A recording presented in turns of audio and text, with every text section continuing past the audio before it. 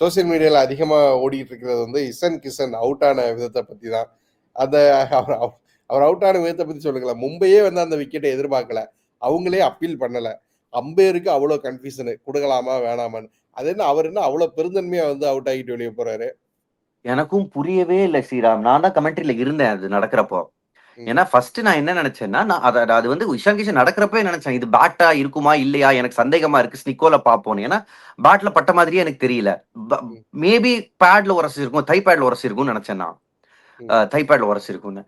ஆனா ஒரு ஒரு மிகப்பெரிய பிரெயின் ஃபேட் மூமெண்ட். இப்படியாங்க நடந்து போவாரு. அதாவது அம்பையர் வைடு குடுக்க கை எடுத்தாரு. அதுக்கப்புறம் இஷான் கிஷன் நடந்து போறத பார்த்து டெசிஷனை மாத்தி அவுட் கொடுத்தாரு.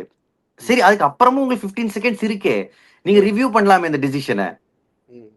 அண்ட் அம்பையர் வைடு கொடுத்தா மும்பை கூட ரிவ்யூ பண்ணிருக்க மாட்டாங்க. ஏன்னா யாருமே அப்பீல் பண்ணல அதுக்கு. ஹார்திக் பாண்டியா மட்டும் தான் சும்மா ஒரு மாதிரி அனிமேட்டடா கை தூக்குனதை தவிர யாரும் அப்பீலே பண்ணல. அண்ட் இதுல வந்து என்னன்னா ஒரு விஷயம் வந்து ஃபேன்ஸ்மே நிறைய பேர் கேட்டுட்டு இருக்காங்க. யாருமே அப்பீல் பண்ணாம அம்பையர் வந்து ஒரு டெசிஷன் கொடுக்கலாமா, ஒரு முடிவை கொடுக்கலாமா அப்படின்னு கேட்குறாங்க. அண்ட் ஆப்வியஸ்லி பார்த்தோம் அம்பையர் கையை தூக்குறத பார்த்துட்டு அதுக்கப்புறம் தான் வந்து இவங்க அப்பீலுக்கே தீபக் சகர்லாம் ஒரு ஆஃப் கார்டராக தான் அப்பீலுக்கே போறாரு. ஸோ இது வந்து என்ன, இது ரூல்ஸ் எதுவும் இருக்குதா? அப்பீல் போனதா? ரூல்ஸ் வந்து அப்பீல் பண்ணாதான் அம்பையர் வந்து டெசிஷன் கொடுப்பாங்க இந்த மாதிரி டிஸ்மிசல்ஸ்க்கு. பட் இந்த இடத்துல என்னதுன்னா, இங்க இப்போ அது வந்து ரொம்ப ஒரு சப்ஜெக்டிவ் கால். நான் வந்து நான் அப்ப கமெண்ட்ரியில இருந்தேன். ஹார்திக் பாண்டியா மட்டும் தான் கையை தூக்கிட்டு அம்பையரை பார்த்து ஒரு வார்த்தை கேட்பாரு.